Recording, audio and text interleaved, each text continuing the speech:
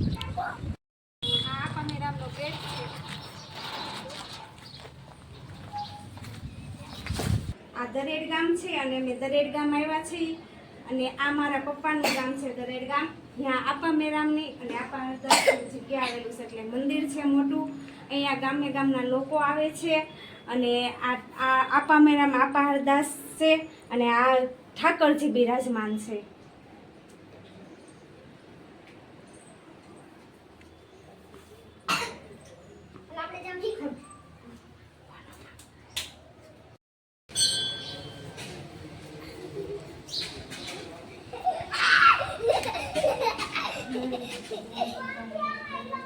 આ આપા મેરામનો ઢોલિયો છે।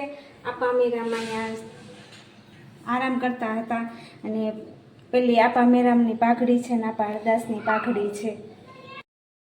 આ આપા મેરામનો અખંડ દીવો છે અહીંયા અને આ દીવો 24 કલાક કાયમ ચાલુ જ હોય છે અને અહીંયા આપા મેરામની માળા પણ છે।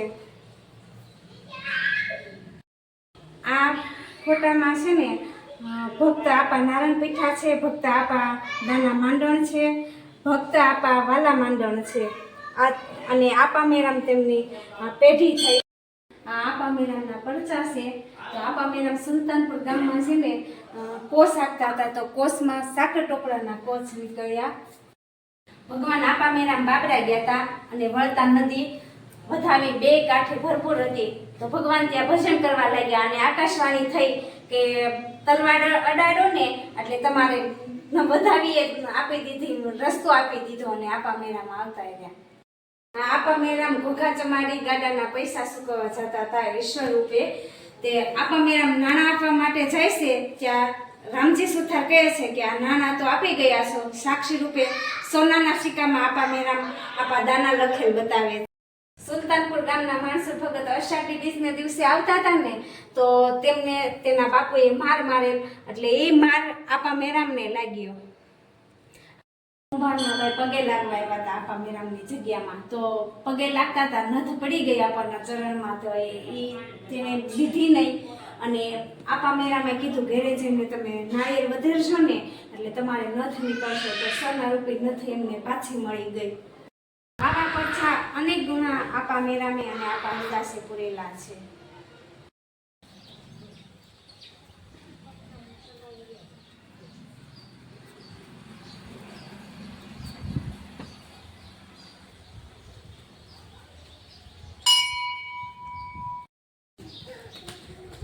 આ ભક્ત શિરોમણી શ્રી આપા મેરામની સમાધિ છે।